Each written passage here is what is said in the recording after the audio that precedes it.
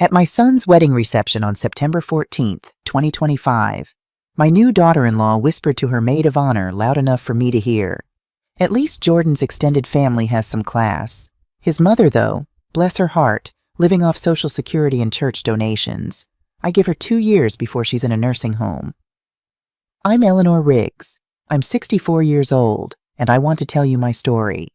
If you're listening from somewhere far away, drop your city in the comments so I can see how far this has traveled. And please, stay with me until the end. I was standing just outside the bridal suite at the Whitmore Estate in Virginia, holding a small gift box with the pearl earrings my late husband Thomas had given me on our 30th anniversary. I'd planned to give them to Vanessa as a welcome to the family. Instead, I quietly set the box on a side table, smoothed down my navy blue dress from Macy's, the one I'd paid $147 for, and walked back to the reception with my head high. I didn't cry. I didn't confront her. I simply smiled, found my assigned seat at table 12 in the corner, and watched my son Jordan dance with his bride under $40,000 worth of crystal chandeliers. Because here's what Vanessa Whitmore didn't know.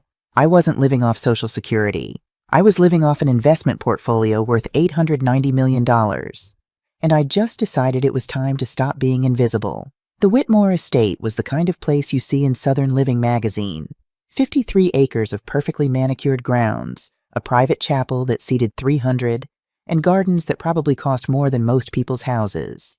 Spanish moss hung from ancient oak trees, and white roses lined every pathway. The whole property screamed old money, the kind that came with history and expectations. I'd arrived at the estate that morning in my 2018 Honda Accord, the silver one with 67,000 miles on it that I bought used from a CarMax in Richmond. I parked it between a Mercedes G-Wagon and a Tesla Model X, and I could practically feel the judgment radiating from the valet's polite smile. "Mrs. Riggs?" he'd asked, checking his list. "You're with the groom's party?" "That's right, mother of the groom." He'd glanced at my car, then at me, a 64-year-old black woman in a simple dress and comfortable shoes, and I could see him doing the math that didn't add up. How did Jordan, a successful marketing manager at a tech firm, end up with a mother who drove a 6-year-old Honda? I'd learned a long time ago that people see what they expect to see.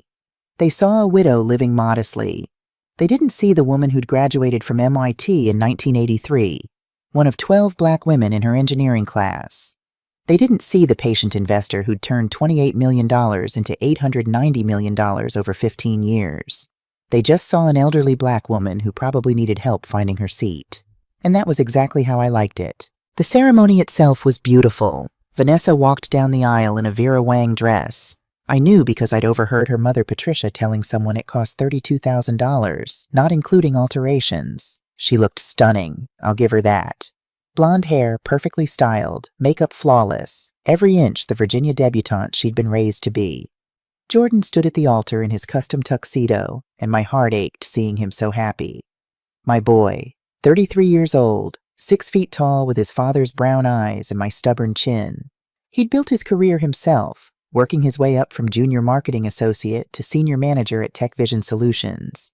He earned $140,000 a year, had saved for 3 years to afford the down payment on his townhouse in Richmond, and was so proud of what he'd accomplished on his own. Because that's what Thomas and I had wanted for him. Independence. The knowledge that he could stand on his own 2 feet. When Thomas died 5 years ago, May 3rd, 2020 at 3:47 in the afternoon, I'd held Jordan's hand at the hospital and made a decision. I wouldn't tell him about the money. Not yet. Thomas and I had always agreed. We'd let our son build his own life first, make his own success, so he'd never question whether he'd earned what he had. But watching him marry Vanessa Whitmore, I was starting to wonder if we'd made a mistake. I'd met Vanessa exactly 3 times before the wedding. The first time was 8 months ago, January 2025, when Jordan brought her to Sunday dinner at my apartment. She'd walked in wearing Louboutins that cost more than my monthly rent. Or at least what people thought was my monthly rent. "Mrs. Riggs," she'd said, offering a delicate handshake. "What a cozy apartment. Very practical." She'd spent the evening asking pointed questions. Did I need help with my finances? Had I considered downsizing? Was I worried about medical expenses as I got older? Jordan had seemed oblivious, but I'd caught the way she'd inventoried my furniture, noting the second-hand couch and the old television. What she didn't notice was the Matisse print on my wall, an original lithograph from 1961 worth about $45,000. Or the first edition James Baldwin novel on my bookshelf, valued at $12,000. Or the small jade sculpture from the Tang dynasty that Thomas and I had bought at auction in 2015 for $78,000. People don't see what they're not looking for. The second time I met Vanessa was at the Whitmore family Easter dinner in April. That's when I met her parents, Richard Whitmore, 62, former CEO of Whitmore Industries, and Patricia Whitmore, 59, a woman who introduced herself by mentioning she'd been in the junior league for 35 years. Richard had barely looked at me during dinner. Patricia had been polite. The kind of polite that Southern women perfect, where every compliment has an edge. "Eleanor, you must share your secret," she'd said over dessert. "How do you manage on a fixed income these days? Everything is so expensive." "I get by," I'd said simply. Thomas left me comfortable enough. Comfortable was doing a lot of work in that sentence. The third time I saw Vanessa was at the rehearsal dinner last night. She'd seated me at a table with Jordan's cousins and some distant family friends. Not at the main family table. When I'd arrived, she'd handed me an envelope. "Eleanor, I took the liberty of researching some senior living communities in Richmond. There are some lovely places with sliding scale fees based on income. I know Jordan worries about you living alone." I'd taken the envelope. It had brochures for 3 assisted living facilities, and smiled. "That's thoughtful, dear. I'll look into it." I didn't mention that I owned the building those facilities were in, all 3 of them, through a property investment company I'd established in 2018. But now, sitting at table 12 during the reception, watching Vanessa laugh with her sorority sisters, I realized I'd been too patient, too invisible, because what I'd overheard outside the bridal suite wasn't just cruel, it was calculated. The reception was in full swing. A 12-piece orchestra played jazz standards. Ice sculptures shaped like swans were melting slowly in the Virginia heat. The bar was offering top-shelf liquor, and I'd counted at least 400 guests. The whole event probably cost $300,000, maybe more. I was picking at my salmon, perfectly cooked, served with asparagus and a lemon butter sauce, when I noticed Richard Whitmore staring at me from across the room. He was standing near the bar, champagne in hand, and his expression had changed from the polite disinterest he'd shown me at Easter to something else. Recognition? Confusion? He leaned over to Patricia, whispered something. She turned to look at me, her perfectly plucked eyebrows rising. Then Richard started walking toward my table, Patricia and Vanessa following. This was it. The moment everything changed. "Eleanor," Richard said, his voice tight. "May I speak with you for a moment?" Of course. Vanessa was smiling, but there was something predatory in it. "Mom, Dad, and I just wanted to thank you again for coming. We know it must have been difficult to afford the trip. I lived 45 minutes away, but I let it go."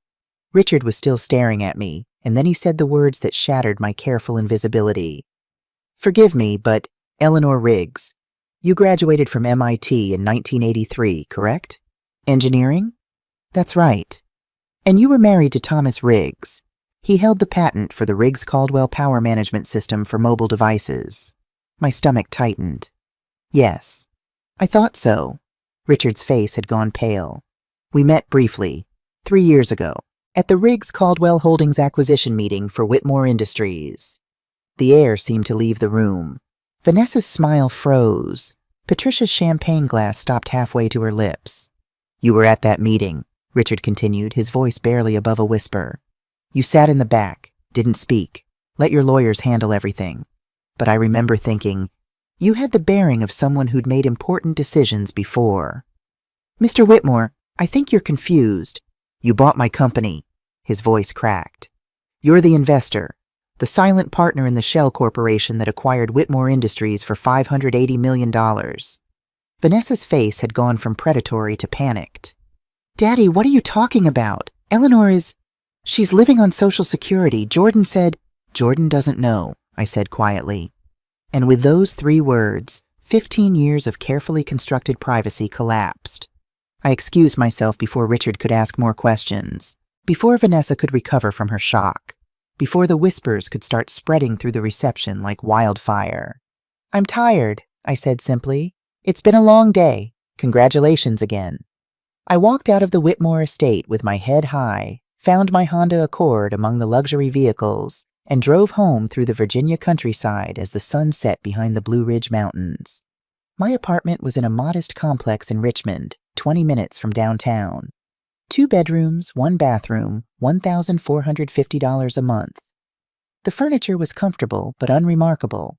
IKEA mixed with pieces I'd collected over the years. The television was 10 years old. The kitchen appliances were builder grade. But there were signs if you knew where to look.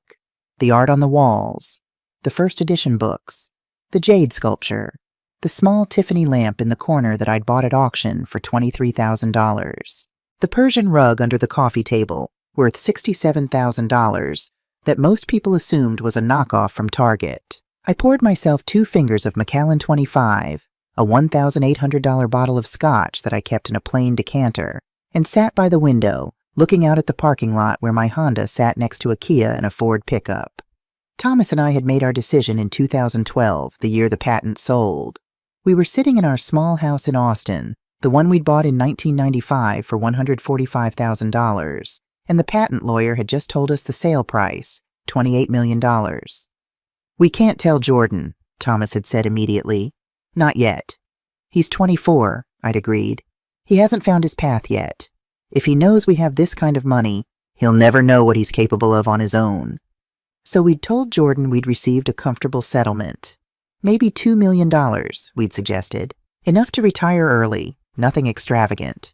He'd been happy for us, given us a hug, and gone back to his entry-level marketing job making $42,000 a year. And Thomas and I had started investing. We were both engineers. We understood systems, patterns, risk assessment. Thomas had a gift for spotting undervalued opportunities, companies with solid fundamentals but temporary problems. I had a talent for patience, for holding investments through volatility, for knowing when to sell and when to wait. By 2015, our $28 million had grown to $52 million. By 2018, we'd crossed $200 million. We'd invested in tech startups, yes, but also in real estate in emerging markets, Atlanta, Charlotte, Austin. We'd bought into green energy companies before they were fashionable. We'd found small Black-owned businesses with brilliant founders who couldn't get traditional funding, and we'd quietly backed them. When Thomas died in 2020, our portfolio was worth $687 million. I'd been 59 years old, newly widowed, and managing more wealth than I'd ever imagined. And I'd made another decision. I would keep investing, keep growing what Thomas and I had built, and I would use it carefully. In 2022, I'd heard that Whitmore Industries was struggling. Richard Whitmore had over-leveraged the company buying smaller competitors, and when the economy tightened, the debt became unmanageable. The company was heading for bankruptcy, which would have meant 300 people losing their jobs. But the core business was solid. Whitmore Industries manufactured precision instruments for medical devices, and they had an excellent reputation. More importantly, they had a program that recruited and trained engineers from HBCUs, historically black colleges and universities. It was one of the few companies in Virginia actively trying to diversify their workforce. So I'd bought it. Through a shell corporation called Riggs Caldwell Holdings, through lawyers who negotiated on my behalf, through careful legal structures that kept my identity private. I'd paid $580 million for the company, brought in professional management, restructured the debt, and let it thrive. Richard Whitmore had walked away with enough money to maintain his lifestyle, though probably not enough to maintain his pride. He'd gone from CEO of his own company to consultant, a position I'd arranged that paid him $250,000 a year to basically do nothing. And now his daughter had married my son, and Richard had recognized me, and everything was about to get complicated. My phone buzzed. Jordan. "Mom, what the hell just happened? Mr. Whitmore pulled me aside after you left. He's asking about Dad's patents, about your business investments. Mom, he said you bought his company. That's crazy, right?" I closed my eyes. "Jordan, we need to talk. Can you come over tomorrow morning?" "Mom, tomorrow, baby. First thing. There are things about your father and me that you don't know." Silence on the other end. Then, "How much don't I know?" "Everything, Jordan. I need to tell you everything." After he hung up, I sat in the dark apartment for a long time, holding my glass of expensive scotch in my unremarkable living room, and I thought about the choice Thomas and I had made 15 years ago. We'd wanted Jordan to be independent, to know his own worth, to build something with his own hands. But in protecting him from wealth, had we left him vulnerable to Vanessa? Jordan arrived at 7:03 a.m., looking like he hadn't slept. He was still in the clothes from last night. The reception had gone until midnight, and his eyes had that haunted look of someone whose reality had shifted overnight. I'd made coffee. The good stuff, Jamaican Blue Mountain that cost $50 per pound, but I served it in my regular ceramic mugs from Target. Even now, habits died hard. "Mom," he said, sitting down at my small kitchen table, "Vanessa stayed up all night Googling you. She found a photo from the Whitmore Industries acquisition signing. It's grainy, taken from across the room, but..." He pulled out his phone, showed me. I recognized the image. September 2022, the law offices of Sullivan & Associates in Richmond. I was in the background, barely visible, wearing a navy blue dress and speaking with my attorney. "That's you," Jordan said. It wasn't a question. "Yes. So Richard Whitmore isn't crazy. You really bought his company." I did. "For how much?" I took a sip of coffee. $580 million. Jordan's mug slipped, coffee splashing onto the table. I grabbed a dish towel, started cleaning up, but he caught my wrist. "Mom, 500 and... Did you just say million?" "Yes, baby." "Where did you get $580 million? His voice was rising now, not quite yelling, but getting there. "Dad's patent sold for what? A couple million? You said you were comfortable. You said you could retire early, but you've been living here, in this apartment, driving that Honda." "The patent sold for $28 million, I said quietly. "In 2012. Your father and I invested it. By the time he died, our portfolio was worth $687 million. Today, it's worth approximately $890 million. The silence that followed was absolute. Outside, I could hear someone starting their car, a dog barking in the distance. Inside my kitchen, my son stared at me like I was a stranger. 800, he couldn't finish the sentence. 90 million, give or take, depending on the market. Jordan stood up, started pacing my small kitchen. 5 steps one way, 5 steps back. "I don't understand. You've been living like... this apartment, your car, your clothes, are exactly what I want," I said firmly. "Jordan, sit down. Let me explain." He sat, but his hands were shaking. "When your father and I got that money in 2012, I began, you were 24. You'd just finished your master's degree. You were starting your first real job, and you were so proud of yourself. Do you remember?" "I was making $42,000 a year," he said slowly. "I thought I was rich. You were proud.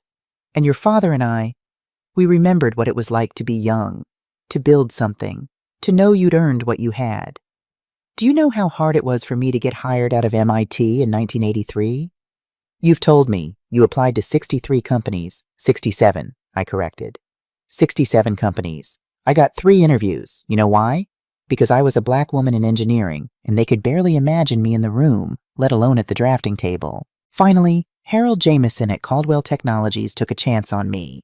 He said, "Eleanor, I'm not doing you a favor.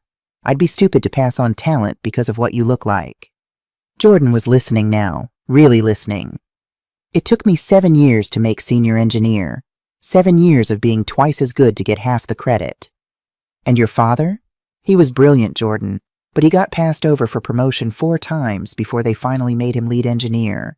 4 times, watching white men with less experience get the positions he deserved." "I know, Mom. I know it was hard. We wanted better for you," I said. "And we got it. You grew up in a different world. Still not perfect, but better. You went to good schools. You got hired based on your merit. You built a career. And you did it all yourself, baby. Every promotion, every success, that was you." "But I could have..." His voice cracked. "Mom, I've been killing myself. 70-hour weeks, saving every penny for the down payment on my townhouse. I had to take a second mortgage to afford the wedding because Vanessa wanted..." He stopped, looked at me. "Vanessa." "Yes." "She doesn't know, does she? She married me thinking..." He laughed, a bitter sound. She married me thinking I was just a middle-class guy with a mom living on Social Security. I didn't answer. Didn't need to. When I met Vanessa last January, Jordan said slowly, she asked about you that first night. Remember? She wanted to know about your financial situation, whether you owned your apartment, whether you needed help. I thought she was being thoughtful. Maybe she was. Mom, she gave you brochures for assisted living facilities last night, with sliding scale fees based on income. She thinks you're poor. I know what she thinks. And her parents think, he stopped. Oh God. Richard Whitmore recognized you at the wedding. He knows you bought his company. He knows you have money. Probably. So Vanessa knows by now. Almost certainly. Jordan put his head in his hands. She's going to call any minute. As if on cue, his phone rang. Vanessa's name lit up the screen. Jordan stared at his phone, then at me. What do I tell her? The truth, I said. Tell her you're with me and we're talking. Tell her we'll call her back later. He answered, put it on speaker. Vanessa, hey, I'm with my mom right now. Jordan, I need you to come home. Her voice was tight, controlled. There's something we need to discuss about your mother's financial situation. I know. She's telling me now. A pause. She's there? Put her on. Vanessa? Put her on the phone, Jordan. I took the phone. Hello, Vanessa. Eleanor. The sweetness from yesterday was gone entirely. I think we need to have a family conversation. Would you be available for lunch today? Say 1 o'clock at the Ivy Room? The Ivy Room was the most expensive restaurant in Richmond. Prix-fixe menus started at $150 per person. That works, I said. Jordan and I will meet you there. Just to be clear, Vanessa said, her voice sharp now, I'm inviting my parents as well. I think we all need to be on the same page about family finances. Of course. See you at 1. After I hung up, Jordan looked at me. She's bringing her parents? Mom, this is going to be a confrontation, I know. I stood up, started clearing the coffee mugs. Jordan, there's more I need to tell you before we go to that lunch. Sit back down. For the next hour, I walked my son through 15 years of financial history. I showed him documents I kept in a safety deposit box at the bank, a box he didn't know existed.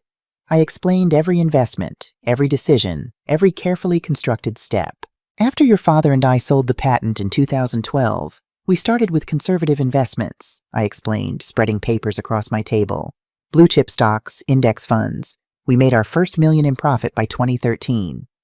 But then, I continued, pulling out another folder, your father noticed something. We were watching tech startups. This was 2013, 2014. Everyone was talking about the next big thing.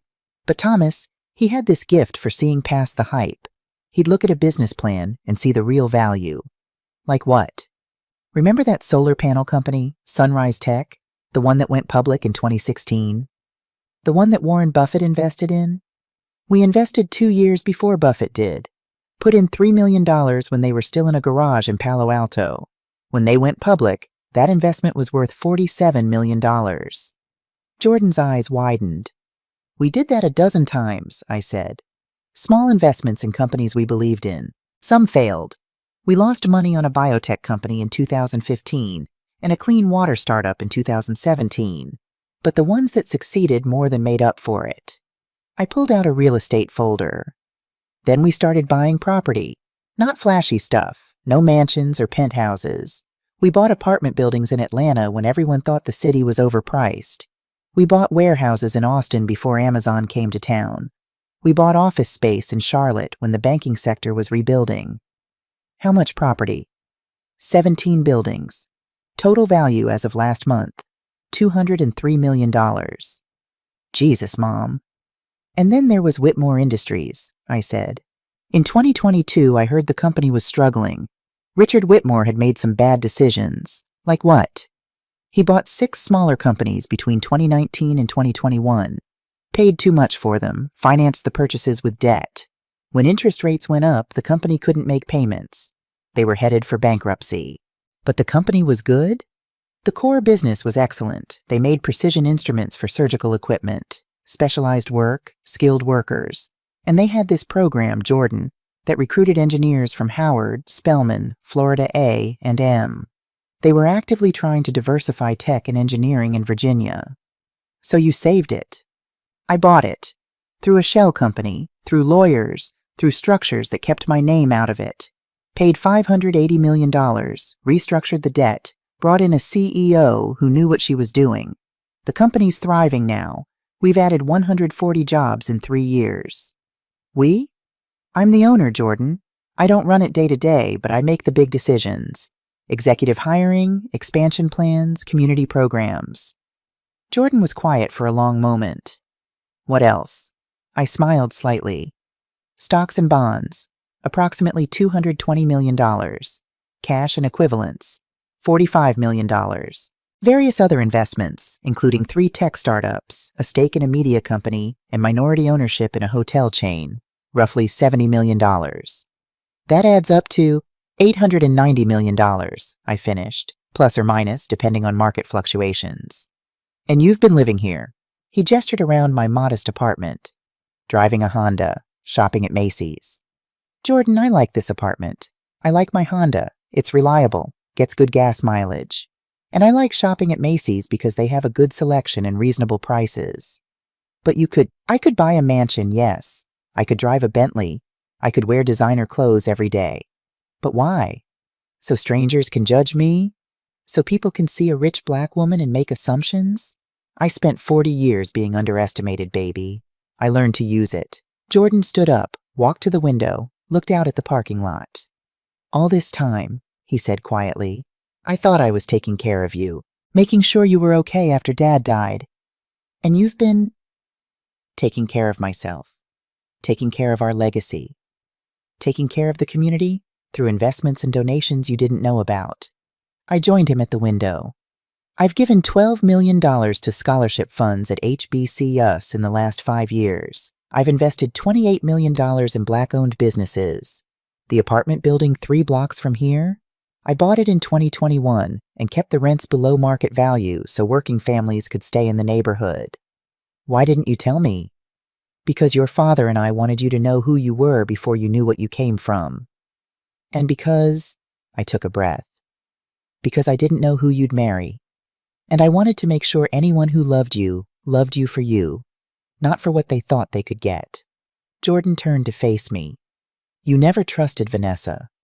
I didn't know her well enough to trust or not trust, but I was careful. And now? Now she knows. Now she suspects, which means we need to be very careful about what happens next. My phone buzzed. A text from an unknown number. Eleanor, this is Richard Whitmore. I think we need to have a frank conversation before lunch. May I call you? I showed Jordan the text. He sighed. It's going to be a long day. Yes, I agreed. It is. But Jordan, I need you to understand something. Whatever happens with Vanessa, whatever comes next, I need to know you're okay, that you understand why your father and I did what we did. He looked at me for a long moment. My son who'd worked so hard to build his own life, who'd been so proud of his independence. Finally, he nodded. I get it, Mom. I'm not happy about the secrets, but I get it. You wanted me to earn my own way. You did earn it, every bit of it. But now? He gestured at the phone, at the text from Richard Whitmore. Now what? Now, I said, we go to lunch, and we find out exactly what Vanessa wants. Before we could leave for lunch, Jordan's phone rang again. This time he just answered on speaker without asking. Jordan, it's Patricia, Vanessa's mother. I'm calling because I think there's been a misunderstanding, and I'd like to clear it up before we all sit down to lunch. What kind of misunderstanding? Jordan asked. Well, Richard seems to think he met your mother at some business meeting. But that doesn't make sense, does it? Eleanor is a retired engineer, living on her pension and Social Security. Richard must have confused her with someone else. I could hear the hope in her voice. The desperate wish that what Richard remembered wasn't true. Because if it was true, then the Whitmores had spent months looking down on a woman who could buy and sell them several times over. Mom was at that meeting, Jordan said flatly. She bought Whitmore Industries. Silence. Then, that's impossible. It's not. She's been explaining it to me all morning. Jordan, honey, I think your mother might be confused. Perhaps she's... Well, people her age sometimes get confused about... Mrs. Whitmore, I said, taking the phone from Jordan. I am not confused. I bought your husband's company in September 2022 for $580 million through a shell corporation called Riggs Caldwell Holdings. The deal was managed by Sullivan and Associates, and the closing took place on September 23rd at 2 p.m. Your husband received $580 million, paid out over 3 years with the final payment made this past March. Would you like me to send you the wire transfer receipts? Another long silence. Then Patricia's voice, much smaller now. You're serious? Completely. But why would someone with that kind of money live in a modest apartment and drive a Honda Accord? Because I like it. Because privacy matters to me. Because I learned a long time ago that wealth is easier to protect when people don't know you have it. Does Jordan know? Did he know when he married Vanessa? I found out this morning, Jordan said. Mom never told me about any of this. So when Patricia trailed off. I could imagine her remembering every interaction we'd had, every subtle insult, every suggestion that I needed help managing my finances. Yes, Mrs. Whitmore, I heard all of it. I just chose not to respond. Oh my God, Patricia whispered. Vanessa doesn't fully know yet. She knows something's off, but she doesn't know the extent. Eleanor, please, before lunch, can we what? Pretend this conversation didn't happen? Agree to keep things quiet? I just think we should approach this carefully. As a family, there's no need for anyone to be embarrassed. I'm not embarrassed, I said calmly. Are you? Patricia hung up without answering. Jordan was staring at his phone. Mom, what's going to happen at lunch? Honestly, I think Vanessa and her parents are going to try to find some way to benefit from this situation. They'll probably suggest some kind of family financial structure, maybe a trust or foundation. Something that gives them access to my money while framing it as bringing the family together. That's cynical. That's realistic. I looked at my son. Jordan, I need to ask you something, and I need you to be honest. Do you love Vanessa? He was quiet for so long I thought he wouldn't answer. Finally, I thought I did. We dated for 8 months before I proposed. She was beautiful, smart, from a good family. She seemed to care about me, about building a life together. But now I'm thinking about all the questions she asked early on. About you, about our family, about finances. And I'm wondering if she was vetting you as a prospect, not falling in love with you? Yeah, that's something you'll need to figure out. But Jordan, whatever you decide about your marriage, I support you. This money doesn't change that. You're still my son, and your happiness matters more to me than anything.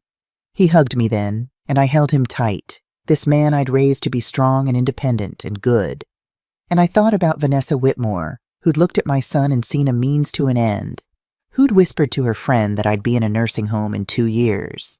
I'd spent 40 years being underestimated, being invisible, letting people assume I was less than I was. But at 1 p.m. today, at lunch at the Ivy Room, I was going to start being visible. And Vanessa Whitmore was going to learn that the woman she'd dismissed was the woman who held all the cards. The Ivy Room sat on the top floor of the Monroe Building, a building I'd quietly purchased in 2019 for $23 million. The irony wasn't lost on me as I stepped off the elevator at 12:58 p.m., watching Vanessa hold court at a corner table with her parents. She'd changed since yesterday. The cream Chanel suit probably cost $8,000, her hair pulled into a severe bun that emphasized her cheekbones. This was Vanessa in business mode, ready for negotiation. Richard Whitmore stood when Jordan and I approached. I noticed his cufflinks, the same sterling silver ones he'd worn when signing away his company 3 years ago. His hands had shaken then, too. Eleanor, he said formally, thank you for coming. Patricia couldn't meet my eyes. She clutched her Hermes Birkin, $40,000 worth of status symbol, like a shield. All that money on her arm while drowning in debt. I recognized the performance. I'd spent 40 years watching people choose appearance over substance. We've ordered champagne, Vanessa announced. Dom Perignon, to celebrate family. The bottle sat in ice, $450. A power play wrapped in politeness. How thoughtful, I said, sitting down. Jordan pulled out my chair, then sat beside me. United Front. The maitre d' appeared. Your private dining room is ready, Mrs. Riggs. Of course they'd requested privacy. This was an ambush dressed as a family lunch. The private room was all dark wood and crystal, 5 place settings, untouched food, and 1 very expensive bottle of champagne that no one was drinking.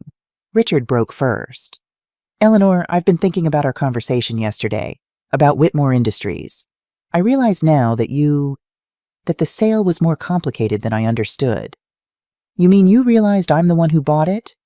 Yes, he cleared his throat. For $580 million, through Riggs Caldwell Holdings. Vanessa leaned forward, her smile sharp. Which is why I thought we should have this conversation, as family. Because families should be transparent with each other, don't you think? Absolutely, I agreed. Transparency is important. Good. She pulled out a leather folder, embossed with her initials. Then you'll appreciate the proposal I've put together. I had my colleague from Wharton, she's a wealth management attorney, draft this up this morning. She slid the folder across. Inside, 23 pages of legal language. But I'd been reading investment documents for 15 years. I saw what mattered. Family foundation. Initial funding. $50 million. Board. 5 equal trustees.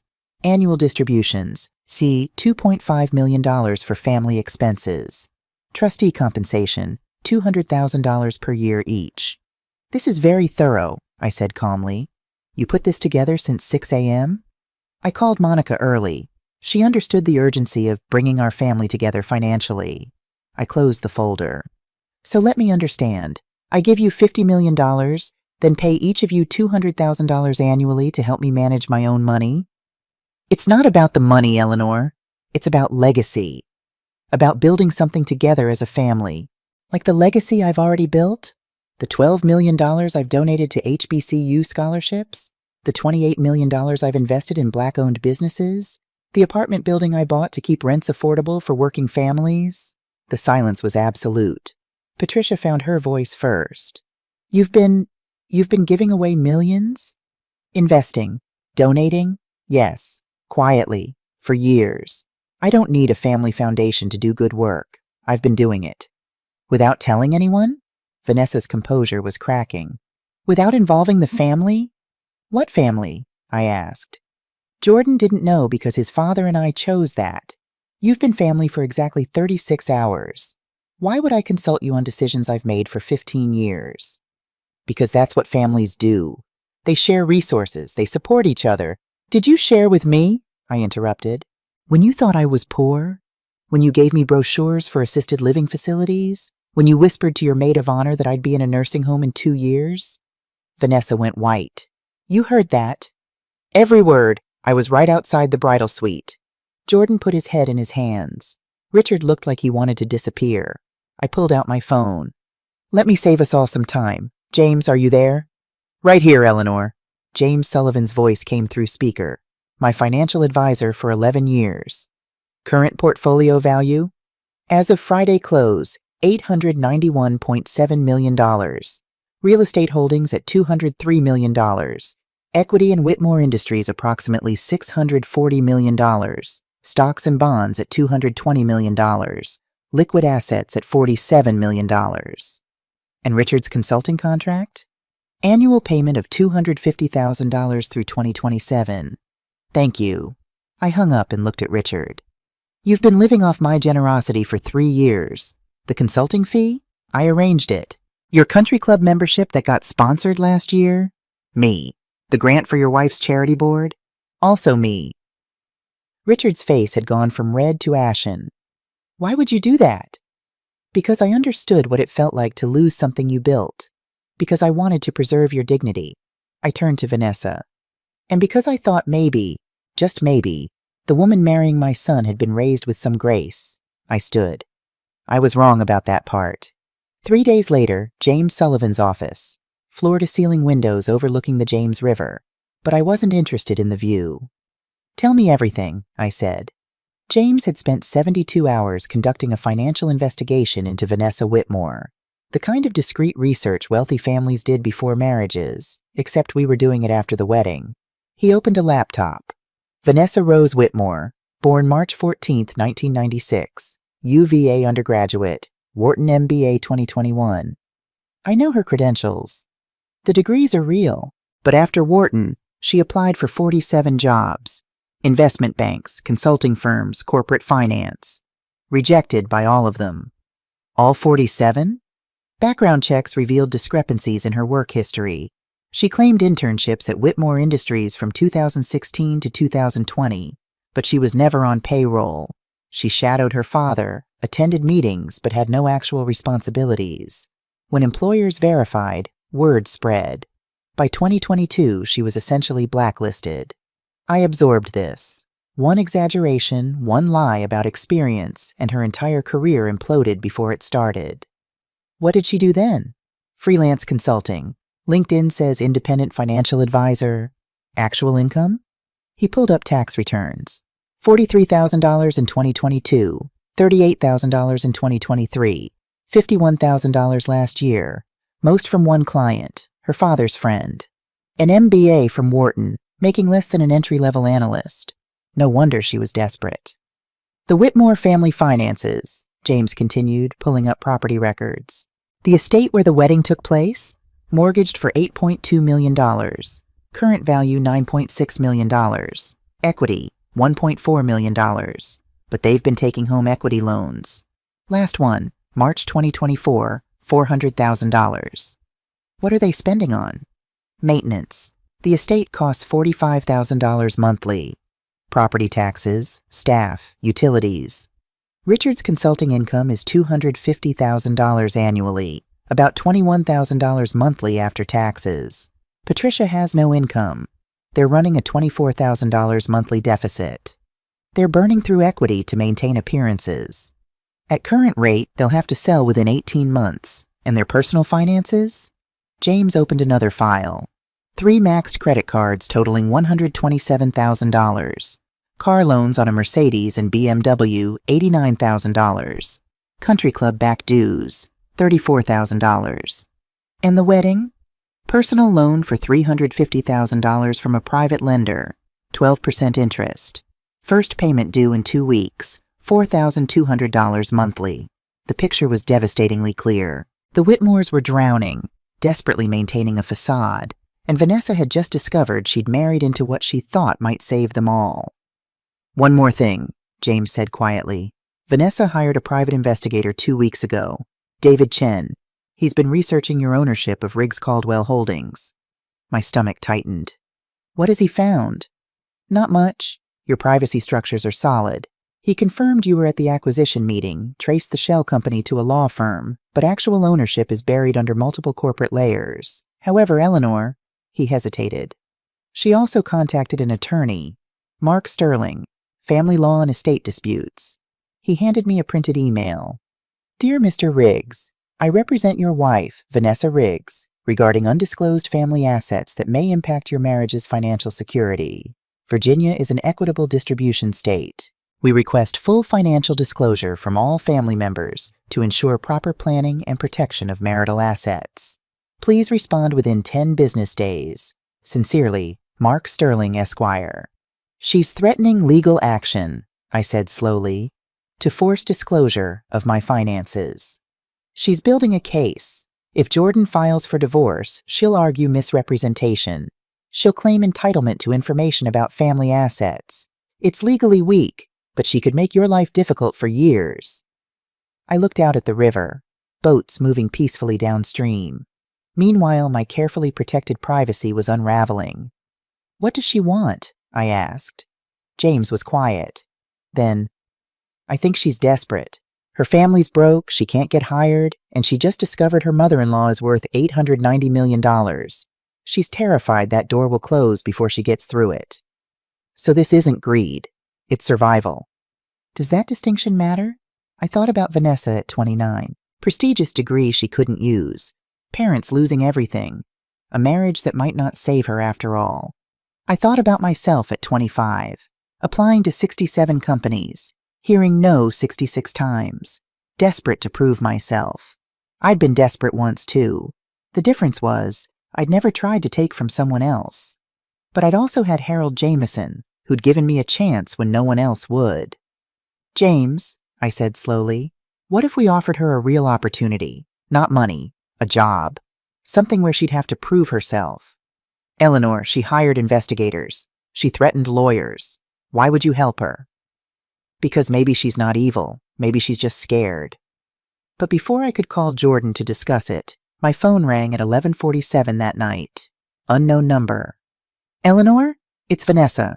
Her voice was different, small, frightened. It's late, Vanessa. I know. I'm sorry. I need to talk to you. Not about lawyers or money. I need to talk to you as a person. I'm listening. A pause, then. You know about David Chen, don't you? The investigator. Yes. And Mark Sterling, the lawyer. Yes. And you know my family is broke, that we're losing everything. I know. She was crying now, trying to hide it. I wasn't supposed to end up like this. I did everything right. Good schools, perfect grades, the right degree. None of it mattered. Nobody would hire me because I exaggerated one internship.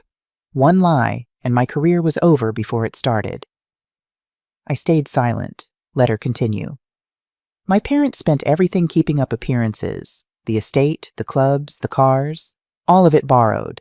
And I watched them drowning, and I thought, if I could just marry someone stable, we'd be okay.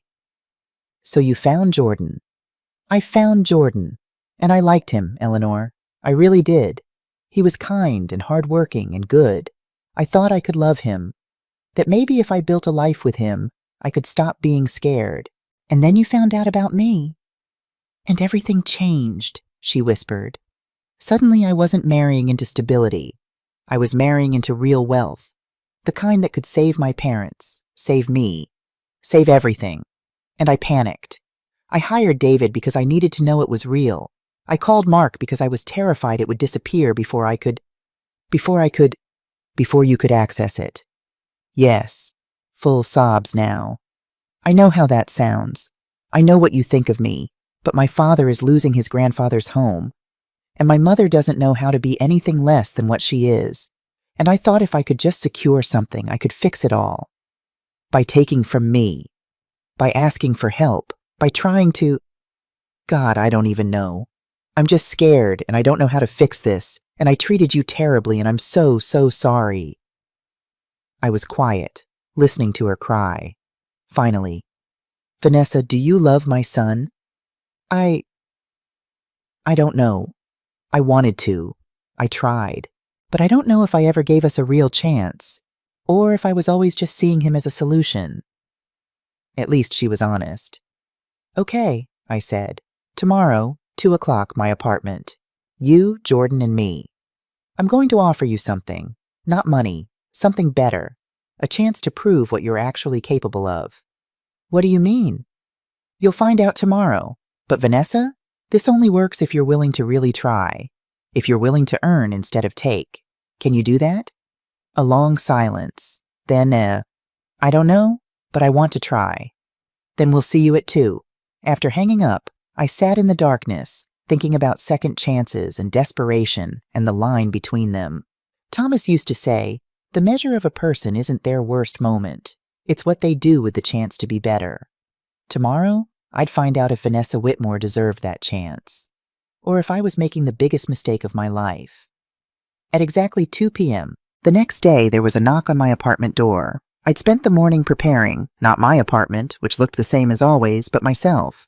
I'd made coffee, I'd pulled out documents I needed, and I'd prayed for wisdom, the way my mother taught me to do before every important decision. Jordan arrived first at 1:45. He kissed my cheek, but didn't say much. Just sat on the couch, hands clasped between his knees, waiting. When I opened the door for Vanessa, I barely recognized her. No designer suit today. She wore jeans and a simple white blouse, her hair pulled back in a ponytail. No makeup. Her eyes were red from crying, and she looked younger than her 29 years. Vulnerable. Thank you for seeing me, she said quietly. Come in. Sit down. She sat in the armchair across from Jordan. They didn't look at each other. The distance between them, maybe 6 feet of space, felt like miles. I poured 3 cups of coffee, set them on the table, and sat down. Vanessa, I began, last night you called me. You told me you were scared, that your family is in financial trouble, and that you don't know if you ever really gave your marriage a fair chance. Is that still true this morning? She nodded, not trusting her voice. Jordan, your wife hired a private investigator to research me. consulted with a lawyer about forcing financial disclosure, and created a foundation proposal designed to access my assets within 24 hours of discovering I had money. How does that make you feel?" Jordan's jaw tightened. Betrayed, angry, confused, like our entire relationship might have been a lie. "Vanessa, do you understand why he feels that way?" "Yes," she whispered. "Do you think he's wrong to feel that way?" "No, I wasn't thinking about him. I was only thinking about survival." I nodded. "Okay, now that we're all being honest, I need to tell you both something. Something I haven't told anyone." I pulled out a folder from the cabinet beside my chair. Inside were bank statements, wire transfer receipts, copies of cashier's checks. I spread them across the coffee table. "These are records of anonymous payments I've made over the past 5 years," I said, "to various accounts, various recipients, all tied to one family." Vanessa leaned forward, scanning the documents. Her face went pale as she started reading. March 2021. Anonymous grant to the Whitmore Estate Historical Preservation Fund, $200,000. That saved the estate from foreclosure that year. Richard had told them it was from the Virginia Historical Society. It wasn't. September 2022. Payment of country club back dues for Richard and Patricia Whitmore, $34,000. Listed as an anonymous benefactor. December 2023. Emergency maintenance fund for the Whitmore estate, $300,000. Routed through a property management company. Vanessa was shaking now. "The roof repair, the HVAC system. Daddy said he'd gotten a business loan. There was no loan. I paid for it." "But why?" She looked up at me, tears streaming down her face. "Why would you help us when you didn't even know us?" "I knew enough," I said quietly. "I knew Richard had lost his company and was struggling to maintain his dignity. I knew your mother was terrified of losing her social standing. And I knew," I paused. "I knew what it was like to be judged for things I couldn't control. To have doors slammed in my face because of how I looked." I pulled out another document. "This one's from January 2024, 6 months before you met Jordan, Vanessa. An anonymous scholarship to help cover your Wharton student loans, $25,000. She stared at the paper like it might burn her. "The loan forgiveness program I qualified for, that wasn't real?" "It was real. I just funded it privately." "Oh my God." She put her face in her hands. "You've been helping us all along. And I tried to take from you. I hired investigators. I threatened you with lawyers." "Yes, you did." Jordan was looking at me with something like awe. "Mom, you gave them almost $1 million over 5 years?" $560,000 to be exact. I kept track. "Why didn't you tell me?" "Because it wasn't about credit, baby. It was about doing what was right. The Whitmore family was struggling, and I had the resources to help. So I did." I looked at Vanessa. "I helped because I believed that given the chance, people could be better than their worst circumstances. I helped because someone once helped me when I needed it most. But Vanessa?" My voice hardened slightly. "I didn't help so that you could demand more. I didn't help so that you could manipulate my son and try to access my accounts through legal threats." "I know. I'm so sorry. I'm not finished." I leaned forward. "Here's what I've learned in 64 years, Vanessa. Desperation makes people do ugly things. I understand that. But at some point you have to decide what kind of person you want to be. The kind who takes or the kind who earns." I pulled out 2 more documents from my folder. "I'm going to give you a choice, and this choice will determine everything that happens next." I slid the first document across the table. "Option 1. This is a settlement agreement. I will pay you $2 million. In exchange, you will sign divorce papers, leave Jordan's life quietly, and agree to never contact our family again. Your parents will keep the estate for another 5 years. I'll continue the anonymous support. But you walk away." Vanessa stared at the paper but didn't touch it. I slid the second document over. "Option 2. This is an employment contract. Vice President of Operations at Whitmore Industries. Salary is $120,000 per year. You'll report directly to CEO Michelle Torres. You'll have real responsibilities: supply chain management, vendor relations, operational efficiency. You'll work 45 to 50 hours a week. You'll be judged on your performance, not your last name or your connections." "You want me to work for you?" Her voice was barely audible. I want you to work for yourself, to prove that your Wharton MBA means something, to show that you can build something instead of just taking from others. But the company, you own it. And I've stayed out of day-to-day operations for 3 years because I hired good people to run it. Michelle Torres is one of the best operations executives in Virginia. She'll expect excellence. She won't care about your history, your family name, or who you're married to. She'll only care about results. Jordan spoke for the first time. What about our marriage? I looked at my son. That's between you two. The job offer stands regardless of whether you stay married or not. But if Vanessa takes this position, I need to know you're both committed to figuring out what your relationship really is. Not what it could do for anyone financially, but what it actually means to both of you. And if she takes the money instead? Jordan asked. Then you'll know she chose the easy way out, and you can make your decision about your marriage based on that. Vanessa was staring at both documents, hands trembling. I don't understand. After everything I've done, why would you give me this choice? Because someone gave me one once, I said simply. Harold Jameson looked at a young black woman who'd been rejected 66 times and said, I'd be stupid to pass on talent because of what you look like. He gave me a chance when no one else would, and that chance changed my entire life. I stood up, walked to the window. I'm 64 years old, Vanessa. I've spent 40 years being underestimated, being invisible, being dismissed because of my race and my gender. And you know what I learned? The people who dismissed me, they lost. They lost out on my talent, my contributions, my work. But I didn't lose, because I found people who believed in me. I turned back to face her. I don't know if you have talent. I don't know if you can do this job. But I know that nobody's ever really believed in you before. Your parents raised you to marry well, not to be excellent. Your business school taught you theory, but no one gave you the chance to prove yourself in practice. So now I'm giving you that chance. What if I fail? Then you fail. But at least you'll have tried. At least you'll know whether you're capable of more than manipulation and shortcuts. Vanessa looked at Jordan. What do you want me to do? He shook his head. No, you don't get to put this on me. This is your choice, Vanessa. Do you want $2 million to walk away? Or do you want the chance to become someone who doesn't need to take from others? The silence stretched for what felt like hours, but was probably only 2 minutes. Vanessa looked at the settlement agreement. $2 million for a clean break. Then at the employment contract, a real job with real expectations. Finally, she picked up the employment contract.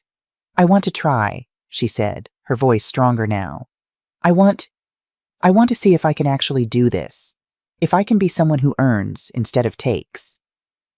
I felt something loosen in my chest. Hope, maybe.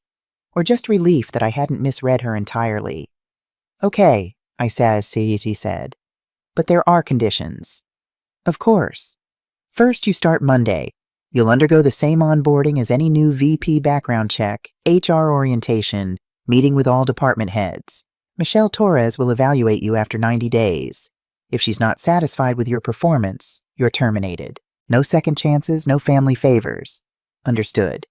Second, you and Jordan go to marriage counseling, real therapy with a licensed counselor, once a week minimum, because you two need to figure out if there's a real marriage here or just a contract. Vanessa looked at Jordan. He nodded slowly. Third, I continued, you tell your parents the truth. You tell them you tried to manipulate me, that you got caught, and that I'm giving you a chance anyway. No more secrets. No more pretending. They're going to be devastated. Probably. But honesty is where trust starts, and without trust, you'll never have anything real with anyone. Vanessa took a deep breath, picked up a pen from the table, and signed the employment contract. Then Jordan spoke, and his words surprised us both. I have conditions too. Vanessa and I both looked at him. I'm not making any decisions about our marriage until we've done 6 months of therapy, he said firmly. 6 months of honest work, honest counseling, honest communication. At the end of 6 months, we'll both decide if this marriage is worth saving. Jordan, Vanessa started. I'm not finished. His voice was calm but firm. Mom, I appreciate what you're doing for Vanessa, but this isn't just about her. This is about me too.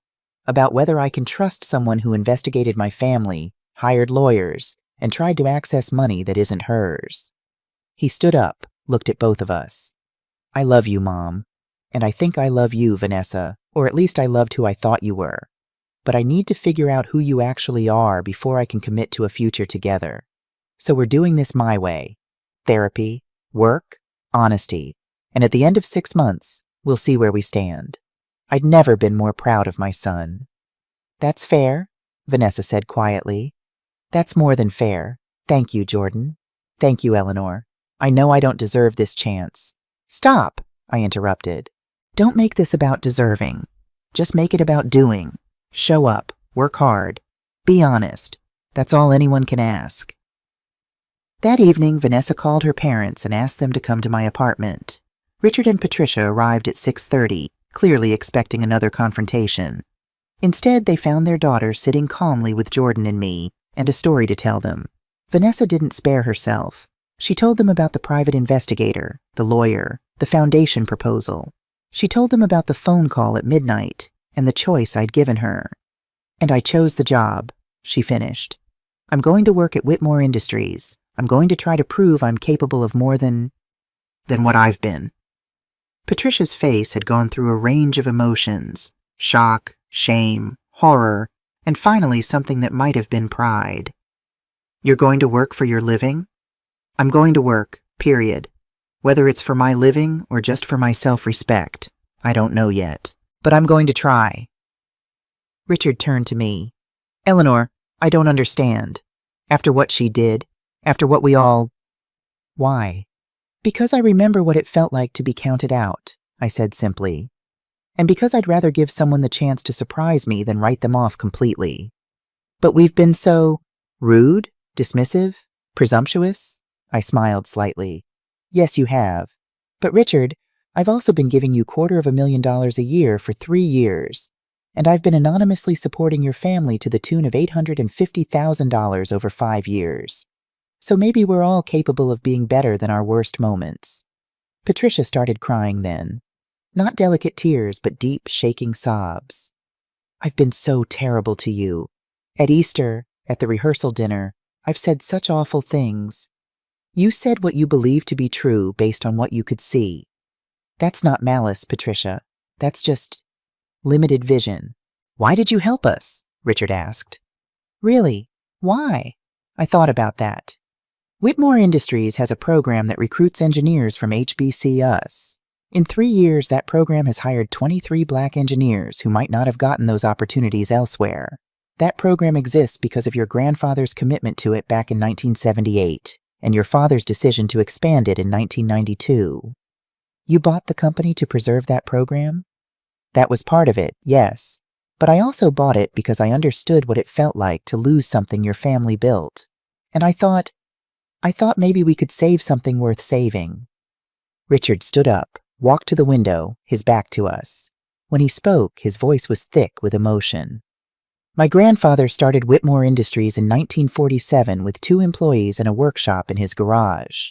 My father expanded it. I almost destroyed it. And you saved it. And I've been too proud and too stupid to even see it. You saw it, I said gently. You just didn't want to believe it. Because believing it meant accepting that you'd lost control, and accepting help from someone you'd dismissed. He turned around. I'm sorry, Eleanor, for everything. The way I treated you, the assumptions I made. I'm deeply sorry. I accept your apology. Now the question is, what do we do moving forward? I'm standing on the small balcony of my apartment, watching the sun set over Richmond, when my phone buzzes. It's a photo from Jordan. In the picture, he and Vanessa are hiking somewhere in the Blue Ridge Mountains. They're both sweating, grinning at the camera, Vanessa's hair escaping from her ponytail. They look happy. Real. The text below reads, finishing up month 6.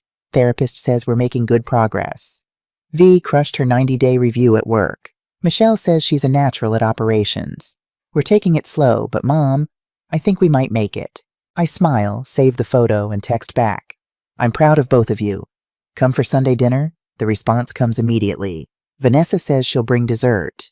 The real kind, not the expensive catered kind. 6 months. In 6 months, a lot has changed. Vanessa did start at Whitmore Industries. Michelle Torres told me later that she'd been skeptical, another rich kid with connections and no substance. But Vanessa had surprised her. She'd worked 60-hour weeks that first month, learning every aspect of operations from the ground up. She'd sat with warehouse workers, interviewed vendors, analyzed supply chains until she could recite them in her sleep. She's hungry, Michelle had told me at month 3. And not hungry for money. Hungry to prove something. To herself, maybe. That's the best kind of hungry. At her 90-day review, Michelle had given Vanessa a rare commendation. Exceeds expectations. Coming from Michelle, that was like getting a standing ovation. Jordan and Vanessa had moved to a smaller place, Vanessa insisted. I need to live within my means, she told Jordan. Our means, not your mother's. They'd rented a 2-bedroom apartment near the river, furnished it with IKEA and thrift store finds, and started building something real. The therapy was hard, apparently. Jordan told me about sessions where they'd both cried, where Vanessa had confronted the ways she'd been raised to see marriage as a transaction rather than a partnership, where Jordan had admitted he'd fallen for the idea of Vanessa, beautiful, sophisticated, connected, without really seeing who she was underneath. But they were trying, really trying. Richard and Patricia had sold the Whitmore estate. It had hurt. Richard's grandfather's home, 4 generations of family history. But the carrying costs were destroying them, and pride wasn't worth bankruptcy. They'd moved to a comfortable townhouse in Richmond, and Richard had finally admitted to himself that he was retired. Really retired. Patricia had surprised everyone by getting a job. Nothing dramatic. She volunteered at the Virginia Historical Society 3 days a week. Then they'd offered her a paid position as a fundraising coordinator. She was making $45,000 a year, and according to Vanessa, was happier than she'd been in decades. She always wanted to work, Vanessa had told me last month, but Grandma convinced her that Whitmore women didn't work outside the home. Now she talks about her career, and she means it.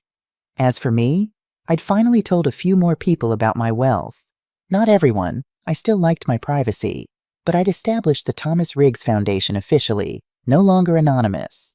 We were funding engineering scholarships at HBCUs, supporting Black-owned tech startups, and investing in affordable housing in Richmond and Atlanta. And I'd bought a small house, not a mansion, a 3-bedroom Craftsman in a quiet neighborhood. I still drove my Honda, still shopped at Macy's, still lived simply. But the house had a garden, and I was learning to grow tomatoes and herbs, and I'd discovered I liked having space to breathe. My doorbell rings. I check the time. 7 p.m. exactly. Jordan and Vanessa are always punctual. When I open the door, Vanessa is holding a homemade pie. Apple from the looks of it. She's wearing jeans and a sweater, minimal makeup, and she looks lighter somehow. Like she's not carrying the weight of 1,000 pretenses anymore. Eleanor, she says, and then adds softly, thank you for everything. I hug her, something I've started doing in the last few months. Come in, both of you. Dinner's almost ready. As we sit down to eat, a simple meal of roasted chicken, vegetables, good bread, Jordan tells me about his promotion at work. Vanessa talks about a new efficiency system she's implementing at Whitmore Industries. They finish each other's sentences sometimes, laugh at inside jokes, touch each other casually in the way couples do when they're comfortable. They're going to make it, I think. Maybe not perfectly, maybe not without more hard work, but they're going to make it. After dinner, as we're cleaning up, Vanessa pulls me aside. Eleanor, I need to tell you something. Michelle offered me a new position, Director of Operations. It's a promotion, more responsibility, $145,000 a year. That's wonderful, Vanessa. You've earned it. That's the thing. She looks down at her hands. I have earned it. For the first time in my life, I've earned something completely on my own. Not because of my parents, not because of who I married, but because I worked hard and proved I could do it. How does that feel? She looks up, and there are tears in her eyes. It feels like I finally know who I am. Later that night, after Jordan and Vanessa have gone home, I sit in my small living room with a cup of tea and a photo album. Thomas and I, young and hopeful in Austin. Our wedding day. Jordan as a baby, a toddler, a teenager, a man. My phone buzzes. An email from the Thomas Riggs Foundation. Another scholarship recipient, a young Black woman from Atlanta, accepted to MIT for mechanical engineering. She wrote a thank you letter. Dear Mrs. Riggs, I'm the first person in my family to go to college. When I got into MIT, I thought I'd have to turn it down because we couldn't afford it. Your scholarship changed everything. I don't know how to thank you, except to promise that I'll work hard, and someday I'll help someone else the way you've helped me. With gratitude, Keisha Williams. I close my eyes, feeling something settle in my chest. Peace, maybe. Purpose. At 64, I've finally learned that the greatest wealth isn't what you hide in bank accounts or property deeds. It's what you build. Relationships, opportunities, futures. I spent 15 years being invisible because I was afraid. Afraid of judgment, afraid of being used, afraid of losing what Thomas and I had worked so hard to build. But invisibility didn't protect me. It just made me lonely. Now I'm visible. Not flashy, not famous, but present. Real. Using what I have to make space for others. Vanessa is learning that she's capable of more than she knew. Jordan is learning that love requires honesty, even when it's hard. Richard and Patricia are learning that there's dignity in letting go of pretense.